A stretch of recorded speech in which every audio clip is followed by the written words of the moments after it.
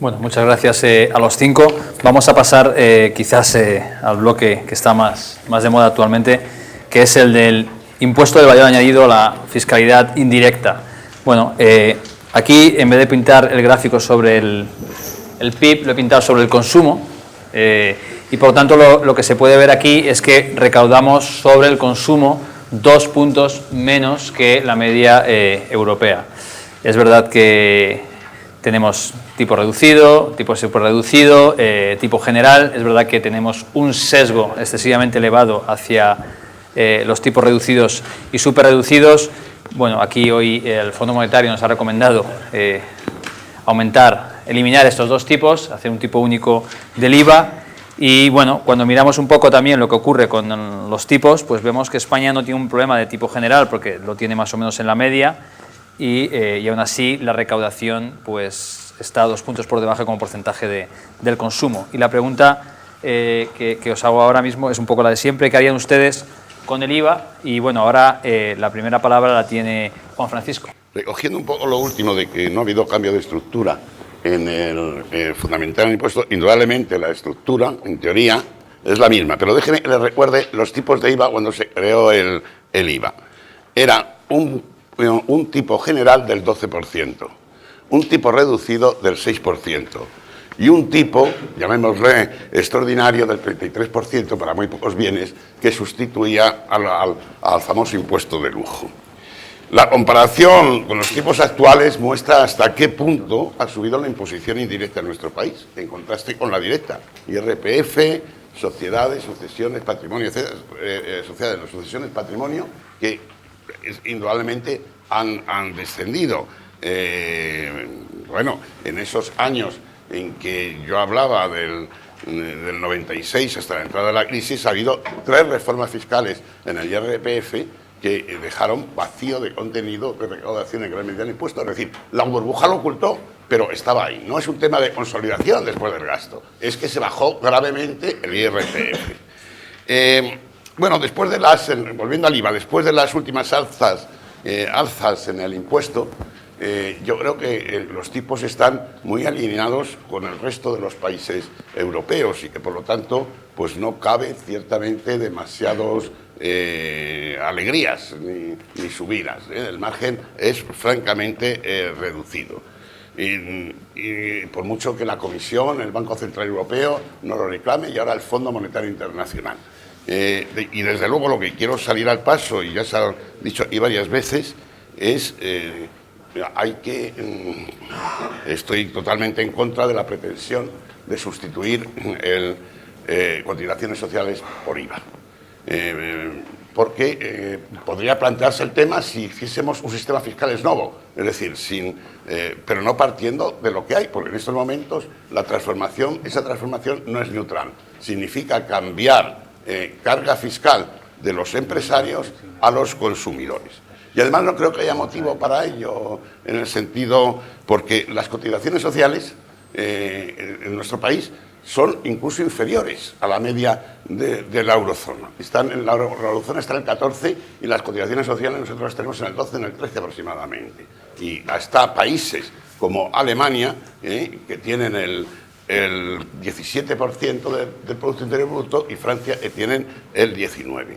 Y por otra parte, tampoco parece que nuestros costes laborales, juntando todo, pues sean los más altos de Europa.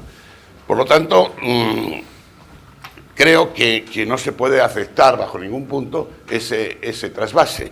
Y como el tiempo se termina, terminaré diciendo simplemente que creo que el problema fundamental del IVA es un tema de fraude en pequeña relación, que es incrementando las ventas, o de gran calibre o de mayor rango, que es claramente la fabricación de facturas. Muchas gracias, Juan Francisco. Miguel. Yo, además del IVA, me gustaría meter en este paquete el conjunto de impuestos indirectos que no se han incluido, y es en los impuestos indirectos donde tenemos el verdadero desfase, gap, en la recaudación. Estamos 3 puntos, el moderador ha sido muy hábil, lo ha puesto en términos de consumo, pero si lo haces en términos de PIB, estamos 3 puntos por debajo de la media europea. Estamos Estamos hablando de 30.000 millones, para entendernos, ¿no? Somos el país 28 de 28 en recaudación por IVA y también el país 28 de 28 en recaudación por impuestos medioambientales, que además han bajado, curiosamente, desde el año 2000. El año 2000 era el 2,2% del PIB, los impuestos medioambientales, ahora es el 1,6%. Estamos hablando de un gap de 6.000 millones si queremos volver al 2000 o de 10.000 millones si queremos ir a la media europea. Claro, hay margen de subida del IVA. Hombre, hay de los 28 países, 6 tenemos el 21% de tipo general. 12 países tienen más de 21. Un poco, ¿no? Y 10 tienen menos de 21. Pues aquí, para aumentar la recaudación, aparte de combatir, ya se ha dicho, el tema del fraude, que requiere, desde luego, una gran pedagogía sobre el IVA y lo que significa, podríamos tener un cierto margen de subida del tipo general. Lo que no veo es ningún margen de bajada, como se está, para mi gusto, demagógicamente proponiendo. Y ahora entro en el tema demagógico, en el tema ideológico. Pero ¿por qué es la imposición sobre el consumo, bajarla de izquierdas y en cambio sobre la renta subirla de izquierdas o bajarla de derechas? ¿De dónde viene esta epidemia? Para mí, claro, con el enfoque global al que apelaba al principio, el penalizar el consumo, favorecer el ahorro, es bueno para el país y es bueno para el crecimiento y la creación de riqueza del país. Entonces, desde este punto de vista, es verdad que hay otros puntos de vista, pero desde este punto de vista, la imposición sobre el consumo es una imposición justa y no veo por qué tiene que ser, digamos, de derechas esta idea. El IVA es verdad que penaliza el consumo, pero eso es lo que queremos, claro. Si queremos subir el IVA es a costa de bajar el IRPF. Claro, por eso tiene que ser el enfoque global, ¿no? Mejora la competitividad y mejora, por tanto, también el ahorro, porque si reduces el consumo, pues mejoras el ahorro. En el tema de la regresividad, es verdad que aquí hay un problema. Entonces, aunque tenemos un problema de insuficiencia por el lado del IVA, quizás deberíamos mantener los tipos reducidos y superreducidos si eso nos puede ayudar a vencer la demagogia que hay con respecto al IVA. Demagogia a la que se han apuntado todos los partidos políticos, por cierto, en nuestro país. Bueno, vamos a ver, en el tema de la imposición indirecta, para variar, volvemos a tener un problema mucho más con las bases que con los tipos. Es decir, tenemos un problema de que no conseguimos... Vamos a ver, tenemos un primer problema, que es que la parte de la cesta de consumo que está sometida a tipo reducido y superreducido es mayor en España que en otros países. Es menor, por ejemplo, que en Grecia, pero bueno, si queremos tener una recaudación como la de los países nórdicos o Alemania, el porcentaje que tenemos a tipo reducido o superreducido de bienes debería aumentar. Por otra parte, tenemos un problema estrictamente de bases. Es decir, tenemos, desgraciadamente, mucha gente que nos sigue diciendo con IVA o sin IVA. ¿Cómo se puede combatir esto? Aparte de, evidentemente, de intentando convencer a los españoles de que paguen impuestos, cosa muy importante. Bueno, pues fomentando el pago con tarjeta, porque pensemos que por ejemplo, que en Dinamarca una buena parte de la cesta de la compra solamente se va a poder pagar con tarjeta de crédito. Y los resultados de implantar la información de las tarjetas de crédito y que nos pasen directamente la información han sido espectaculares. También lo han sido cuando nos han copiado en esto los Estados Unidos. Y se tiene esta información. Hombre, lo que habría que hacer, evidentemente, es obligar a la banca a reducir las comisiones por el uso de tarjetas de crédito. Hay otro problema, y es el tema no de la persona, no del empresario que no declara todas las ventas, sino del que se inventa las compras vía facturas falsas. Y aquí no se ha hablado mucho, pero lo que nos encontramos es que el principal origen de las facturas falsas está en el régimen de módulos. Es decir, tenemos un régimen por el cual una serie de empresarios facturan lo mismo con independencia de cuánto vendan, y esto es un gasto deducible en el impuesto de sociedades o en el IRPF para el que compra, y es IVA soportado deducible. Bueno, deberíamos recortar los módulos a solamente aquellos empresarios que venden al consumidor final y obtendríamos bastante más recaudación por IVA. Y por otra parte, en el tema del IVA reducido y superreducido, si todo fuese al mismo tipo de IVA, manteniendo la recaudación, podríamos tener un sistema bastante más eficiente y bastante menos distorsionador. Porque aquí tenemos ahora mismo bienes de primera necesidad, tipo la gasolina o la electricidad, que están al tipo general y que encima tienen impuestos especiales y que se consumen en mayor medida por parte de las rentas más bajas. Y en concreto, además, en el tema de la electricidad es donde está generando los mayores problemas de pobreza, mucho más, que se dice demagógicamente, de la pobreza. Por último, y una cuña muy breve de los impuestos especiales. Tenemos los impuestos especiales más bajos de toda Europa y que van básicamente sobre los productos y servicios energéticos, y disfrutamos de la energía, vamos a ver, de la gasolina más cara antes de impuestos, de la electricidad la tercera más cara antes de impuestos, después de Chipre e Irlanda, que son 2 islas. Y bueno, si introdujésemos más competencia en el sector energético, quizás pudiésemos subir la imposición sobre impuestos especiales y recaudar algo más, sin que lo tuviese que pagar el consumidor. Lo primero que es importante dejarlo claro es el porqué de la baja aportación del IVA a los ingresos públicos. Y la explicación básicamente está en los tipos bonificados. España, si uno coge los datos fiscales de España y aplica los tipos una vez más, se explican prácticamente 2/3 partes de la menor recaudación de los demás. Luego, si uno quiere recaudar en Alemania, Francia o Italia, lo primero y más fácil es variar la cesta de impuestos producidos a tipos impositivos. Esta cesta de impuestos a tipo impositivo bajo tiene una explicación que no se sostiene.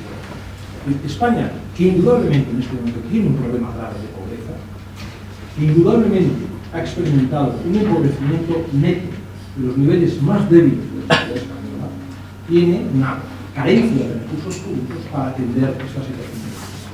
Y esta situación de necesidad, para los que tienen realmente un problema para acceder a esos bienes de primera necesidad, no se soluciona porque el IVA sea, en vez de el 10, el 4, una compra de IVA. Esa situación de necesidad se soluciona teniendo recursos públicos suficientes para atender esas necesidades. Y eso se consigue recaudando. Por lo tanto, claro que hay que aumentar la recaudación, entre otras cosas, hay que aumentar la recaudación reduciendo el número de bienes sometidos por bonificados para poder atender algunas necesidades sociales y, por lo tanto, incrementar la capacidad de acción redistributiva. Por otro lado, claro que hay un trade-off con contribuciones a la seguridad. Es un tema que llevamos viendo desde hace muchísimo tiempo y que no se queda. El asunto es que el trade-off no es general, es decir, no es cambiar IVA por cotizaciones.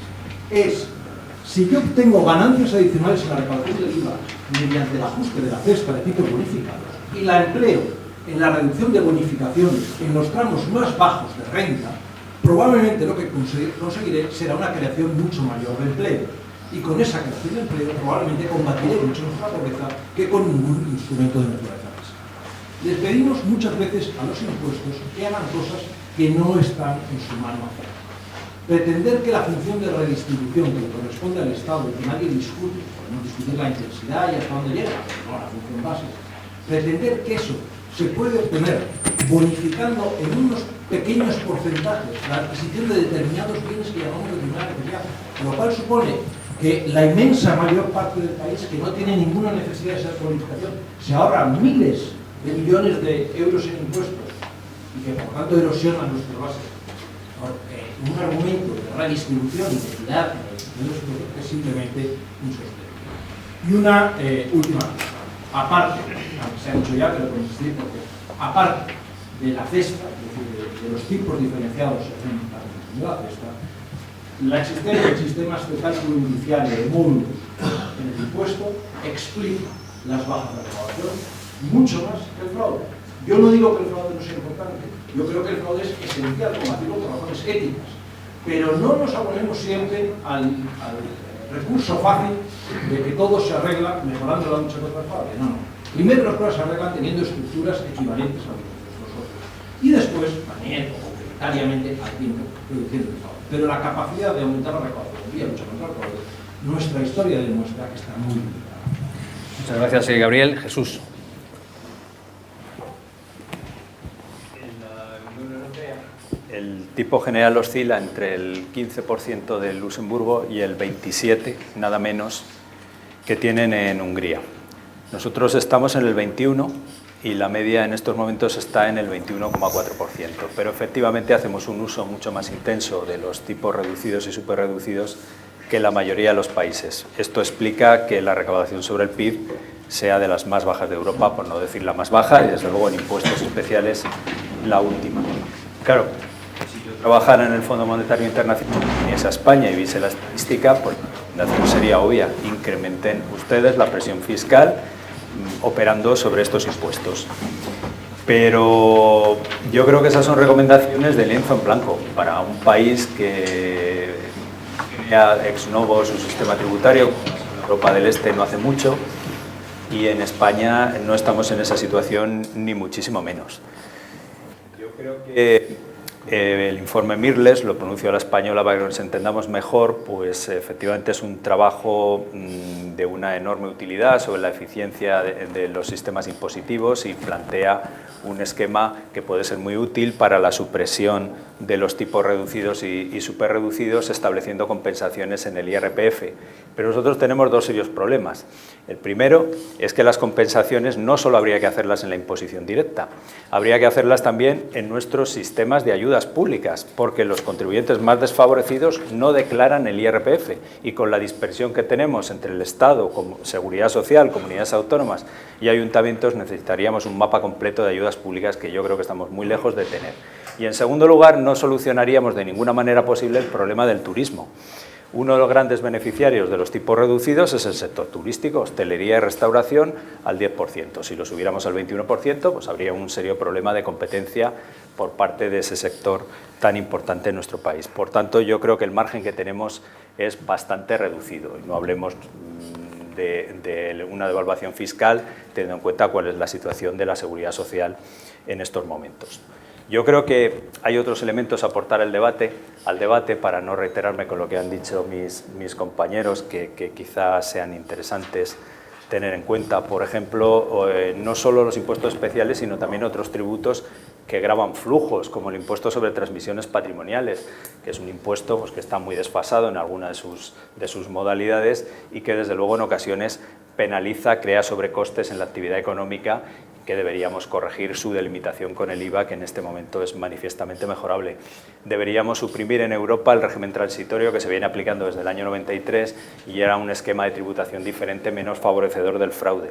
Y en materia de fraude estoy totalmente de acuerdo, yo creo que el IVA es la clave porque operando sobre las transacciones que realizan los empresarios o profesionales es la mejor manera de contener el fraude y así eso surte un efecto sin duda beneficioso para el control del resto de los impuestos.